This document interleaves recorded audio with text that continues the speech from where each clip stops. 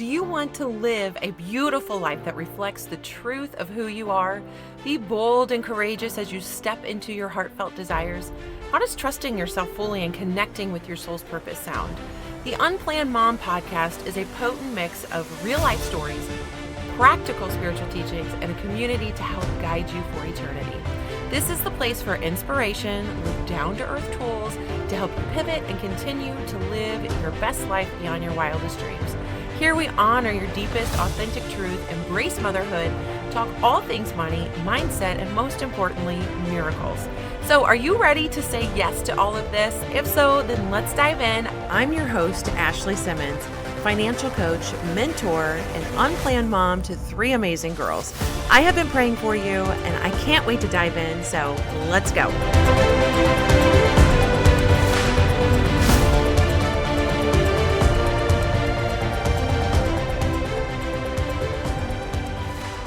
All right. Welcome back, everybody, to the Unplanned Mom School podcast. I am so excited about today's guest. I have got Paige Tomey. Hoping I said your name correctly, You did.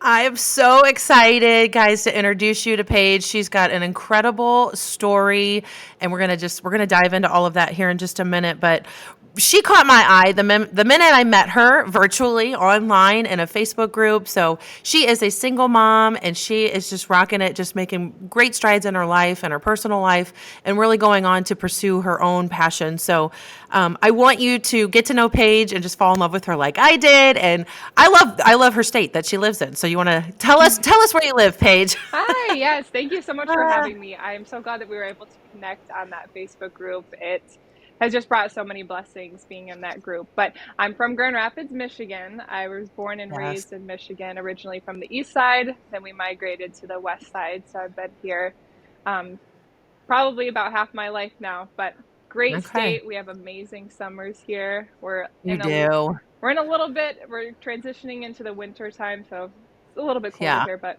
yeah. Yeah, the snow gets crazy there. I've never been there in the wintertime, only in the summer, but it's one of my absolute favorite places to go. Yeah. So I know when we first got on a phone call and you told me where you live, I'm like, oh my gosh, I love Michigan. So yeah, we just got a bunch of snow actually last week. We had, I think, about 2 feet of snow. Oh my gosh. Yep. Okay. Yep. So we're in the middle of it. Yeah.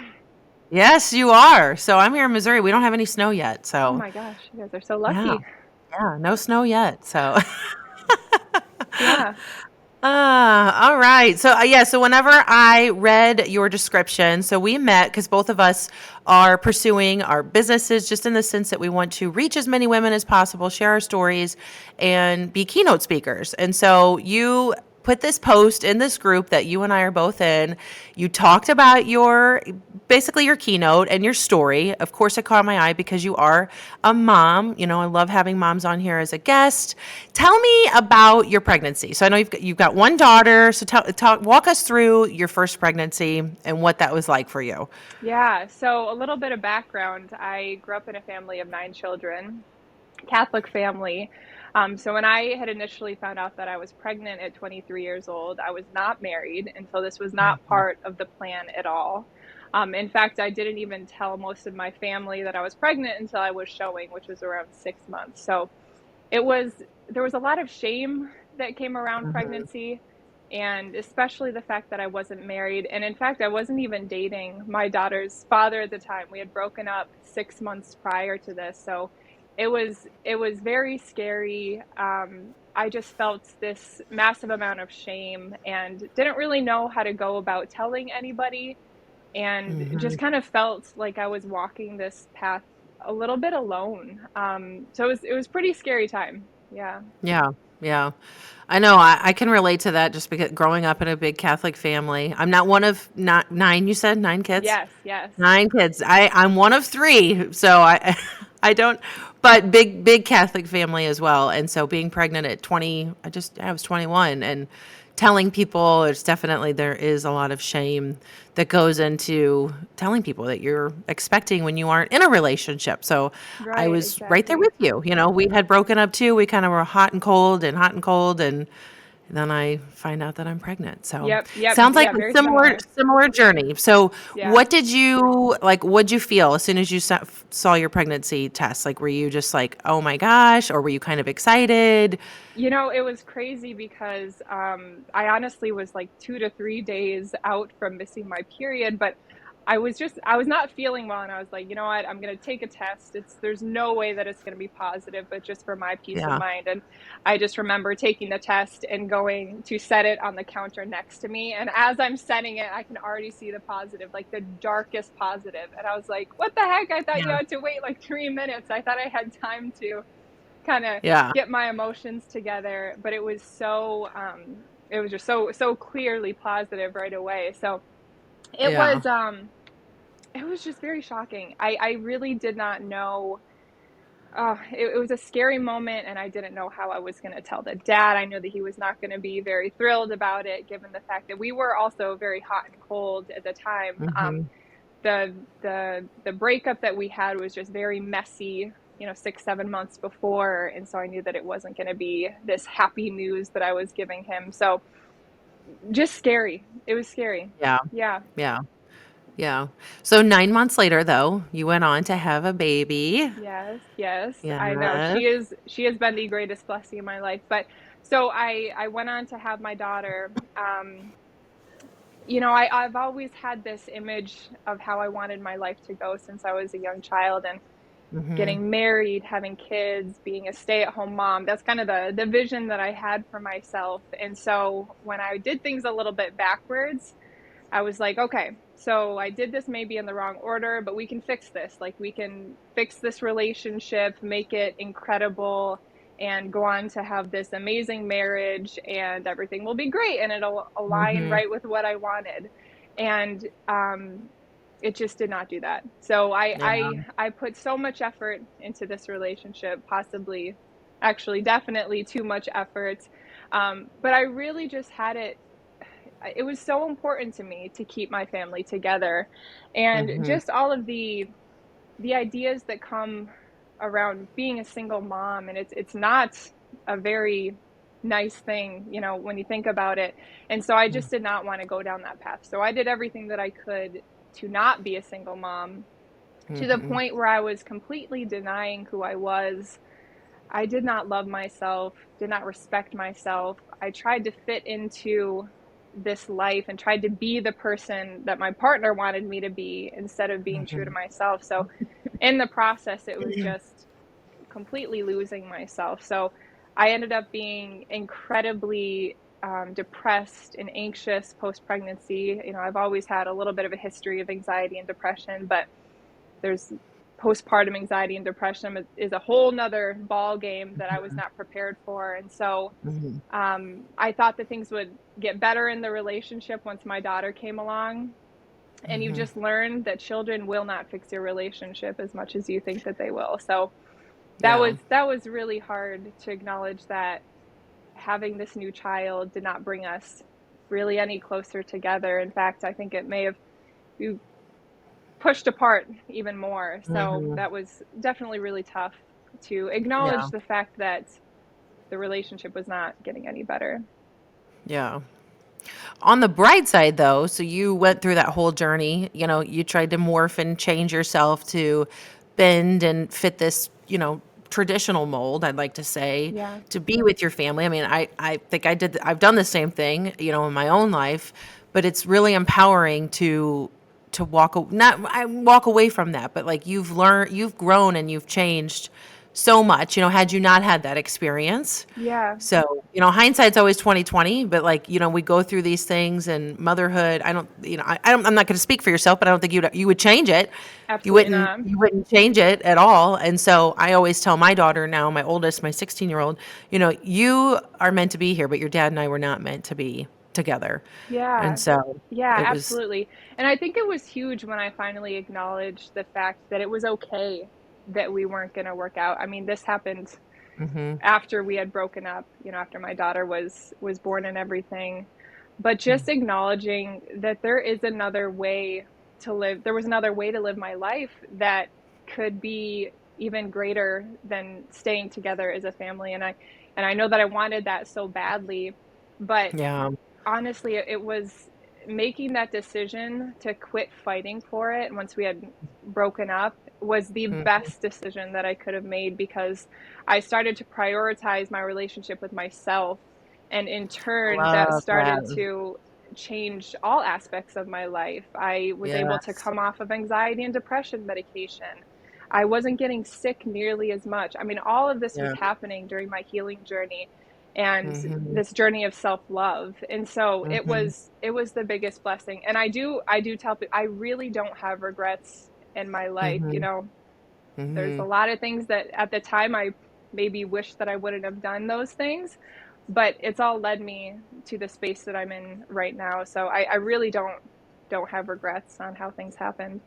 Yeah, that's awesome. I'm Yeah. like, yeah, it's incredible. So what did that look like for you when you started taking care of yourself? And I think a lot of us that are listening, we all fall into this bucket. We tend, a lot of moms can lose themselves, trying to make the family stay together or even going about being a single mom. It's hard work. Being a mom in general is You, really, really oh, hard. absolutely. Yeah. Being a single mom is even harder. Yeah. So what did that look like when you started your healing journey and started taking care of yourself? What'd you start doing?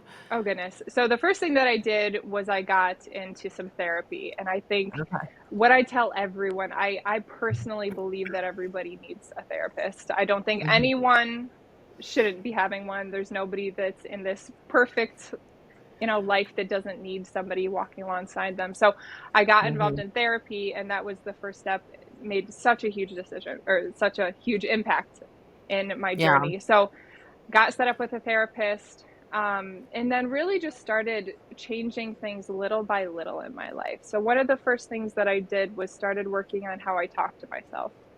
Mm. I did not love who I was. I had a lot of self-hatred. And so kind of changing that voice in my head to more Mhm. positive and more compassionate towards myself. Mhm. So giving myself a break and acknowledging that I was doing the best that I could with the level of understanding that I had at the time. And that's one of my favorite things to acknowledge, is the fact that Yeah. everyone is doing the best that they can with the understanding that they have. So I kind of just started making these little steps. I started journaling. I started taking like daily 15-minute walks. I started getting Mhm. involved in new hobbies, especially when you're transitioning into being a single mom. At least in my case, her dad is still involved. So we split her between the two houses. So it was really difficult at first having all that alone time when you're so used to being a full-time mom around your child Yeah. 24/7, and then going into this space of having her only part of the time. So Mhm. I started to fill up that time that I didn't have her with things that I loved, reading. I picked up golf, spending more time with friends. So all of this investing that I did in myself just really helped that healing, that Mhm. healing journey, and really put me where I am today, which is a much more fulfilling life. I live with a Yeah. lot more contentment. And yeah, I feel so blessed in the journey that I've had, Mhm. given where I started. Yeah, it's awesome. And I love that you talked about the self-talk because I'm guilty of that at times too. And I know, a lot of people in my own inner circle. I mean, a lot of women do that. I mean, and we're pretty hard on ourselves. Oh, I So, especially moms. For some reason, yes. we get the brunt of that for sure. Yeah. Yeah. And then we judge ourselves, we criticize ourselves, yeah, we're really, really hard on ourselves. And I think that's really a key thing. I mean, yeah, of course, therapy, but that was like a firm foundation for you to really lay the groundwork to continue to heal and get better by just Yeah. changing that self-talk. Yeah, Okay, so and I have to ask, do you say it out loud? Were you looking in the mirror? Is it literally just kind of like, you say it to yourself in your head? yeah, How, yeah. So I do not like looking in the mirror and telling myself those things. So it was all spoken out loud to myself. And yeah. honestly, what I started to do was I started to list these things that I didn't even believe that I had at the time, or I didn't Mhm. believe that's who I was, but that I wanted to be. So I started just saying all these I am kind, I am Mhm. strong, I am beautiful. Even if I didn't believe those things at the time, I was still saying them. And Mhm. it's amazing how much of a difference that can make when you're when you're constantly telling yourself those things every single day, you do start to believe them, and you actually start Mhm. to live by those things. So You do. it's so powerful, and I do think that affirmations are so important, along Hmm. with, gratitude. I'm very big into manifestation. So all of those things definitely helped with getting, on more of a positive track. Yeah, yeah. Oh, that's awesome. I know. I talk about that too. I mean, just having, writing things down, your goals. Like whenever I first started, I can remember, I'm a kind and patient mom. I'm a good example to my kids. Just little things. It Yeah, was going on 3-ish years ago that I started really getting in the habit of writing those things yeah, down. So, I've had a friend recently tell me to just, to write some certain things and put them on the mirror in the bathroom. So I haven't yeah. done that. I haven't done that Oh, yet, I but I'm actually with I you. did. I do have Did that you? in my, yep, I Yeah. start writing down, you are enough. Just positive things. Yeah. Quotes that maybe I heard throughout the week that I really liked, I'll just put on my Yeah. mirror. It's such a great reminder to just wake up, walk into your bathroom, and just have that be the first thing that you see. Yes. Yeah, it sets Yes. you off on the right foot. So highly recommend. Just start writing Yeah. on your mirror. Yeah. That's a good one. Yeah. Yeah. Start writing on the mirror, start writing in the journal, start doing all, you Yeah, can find the 5-10 minutes to write these things down, your affirmations, your goals, your gratitude. yeah, Find something yeah. that works for you. Yeah, and something that I really, believe helped me is to not feel so overwhelmed, at least, is making just small changes at a Mhm. time. So I call them 1% shifts. So instead of thinking I need to fix my diet, I need to start exercising 30 minutes a day, I need to start journaling an hour a day, I need to do my morning affirmations. Mhm. Especially for moms, when we already don't really have enough time in the day, it can feel daunting to change every part of our life all at once.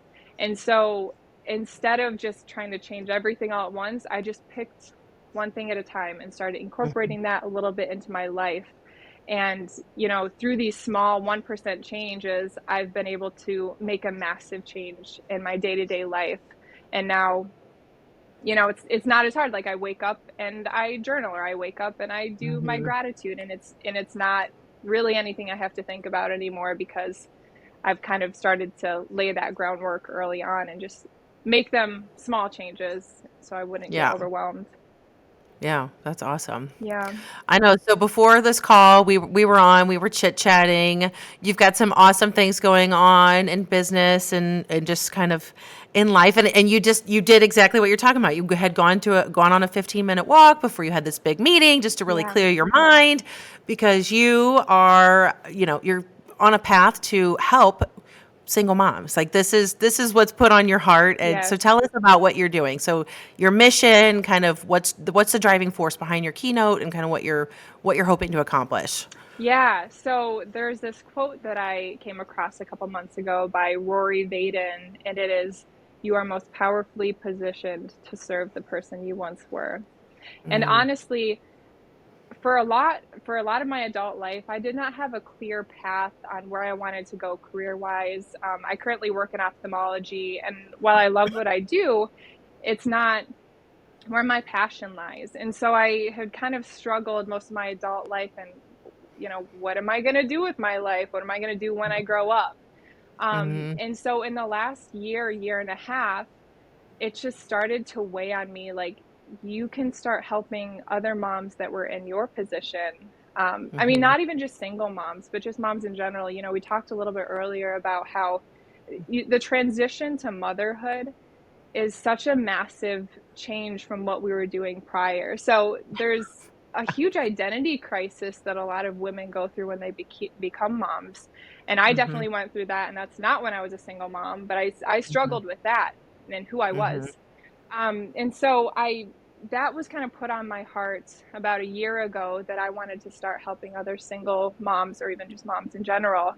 And so right now, the plan is to get a group formed and to just help mothers to prioritize their relationships with themselves.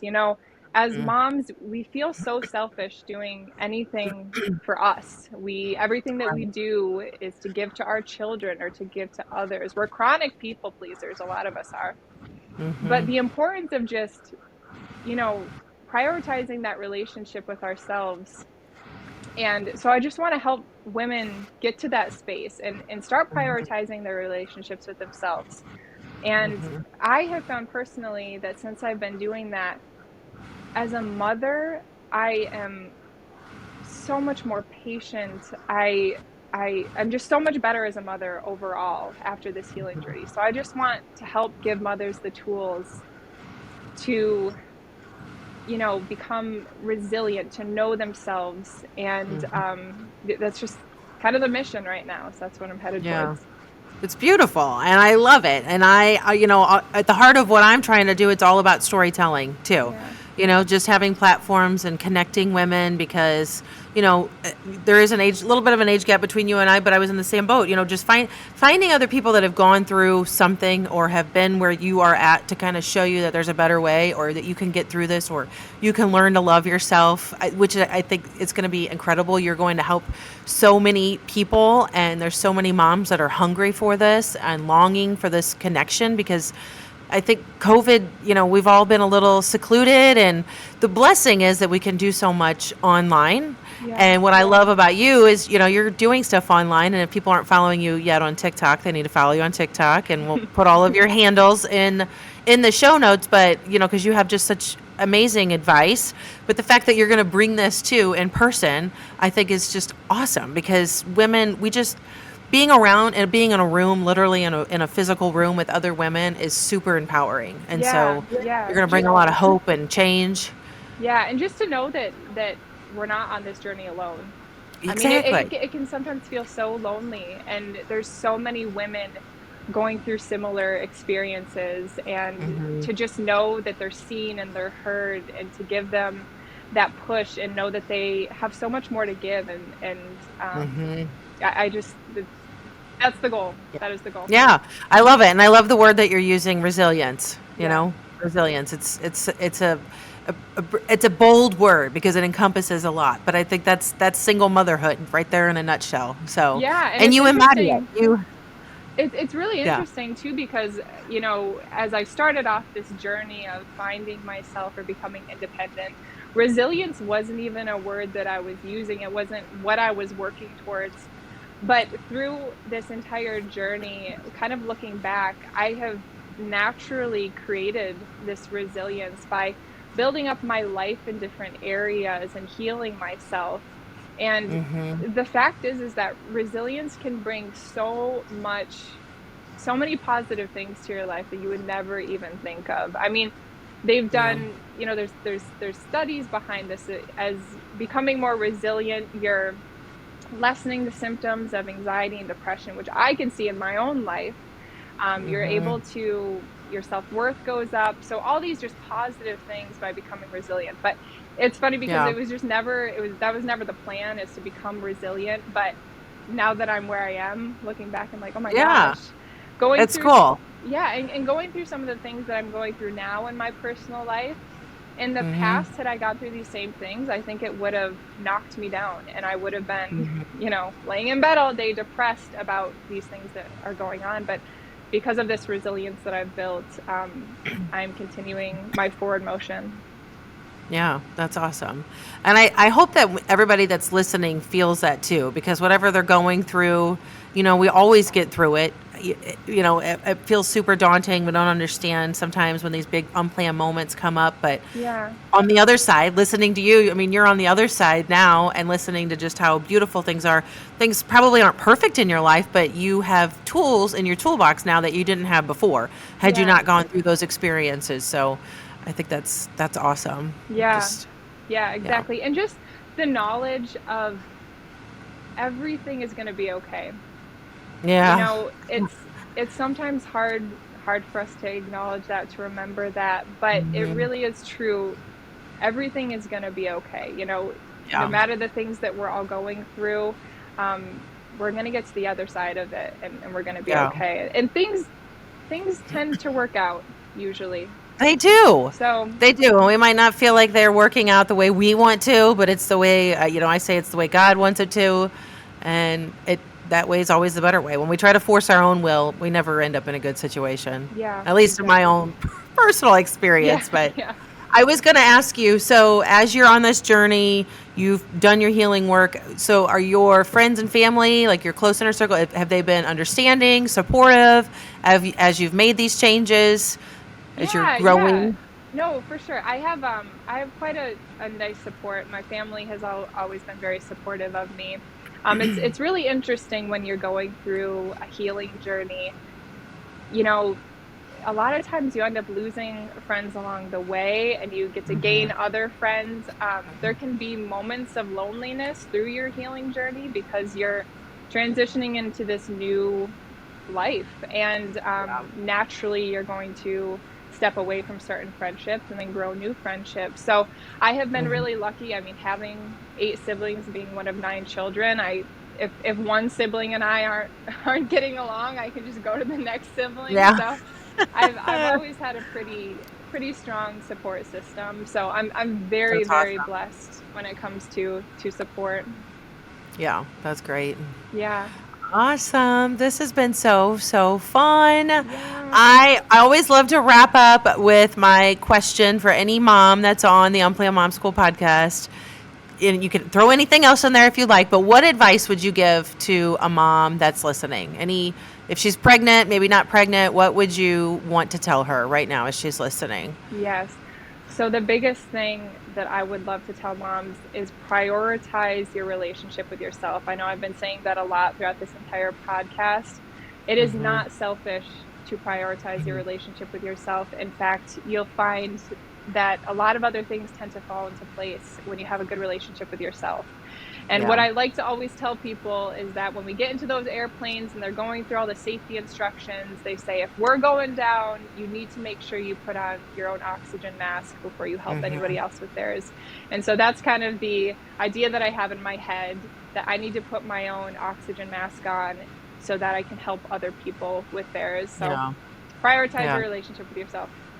Yes, I love that. That is such sage advice. Very, you are a breath of fresh air. So Thank you. you're going to be on lots of stages. So if anybody happens to be listening and booking speakers, Paige, definitely reach out to her. But I just can't thank you enough for coming on here. And I'm just Yeah. thankful that you and I have crossed paths, and Yeah. I learned so much listening from you. And I love watching your TikToks too. So Thank you. Thank you so much. I really yeah. appreciate being on, and I'm so blessed for the Yeah. connection that we've made. Yes, same here. So hopefully you will come back and update us down the road and, Yeah, all of that definitely. good stuff. Well, So, thank you so okay. much, Ashley. Yeah, no, it was my pleasure. All right. Thanks, Paige. Yeah, bye-bye. All right. We'll see you guys next week. All right, my sweet mamas, if you are tuning in and have a friend's name that just keeps popping up in your mind right now, then go ahead, grab the link, copy and paste it, and shoot them a quick text and just tell them that you were thinking of them. After all, we're all here to help each other, and if this episode resonated with you, there's a pretty good chance it's something and it will resonate with them as well. This show is for you, so do me a solid, go ahead, share it so you can share it with that one person that comes to your mind, and we can spread the love to our sisters. And if you really, really loved it, it would mean the world to me if you would leave a review. All right, my sweet friends, thanks so much for tuning in. I will catch you next week. If you need any more inspiration between now and then, come on over and check us out on TikTok. See you soon.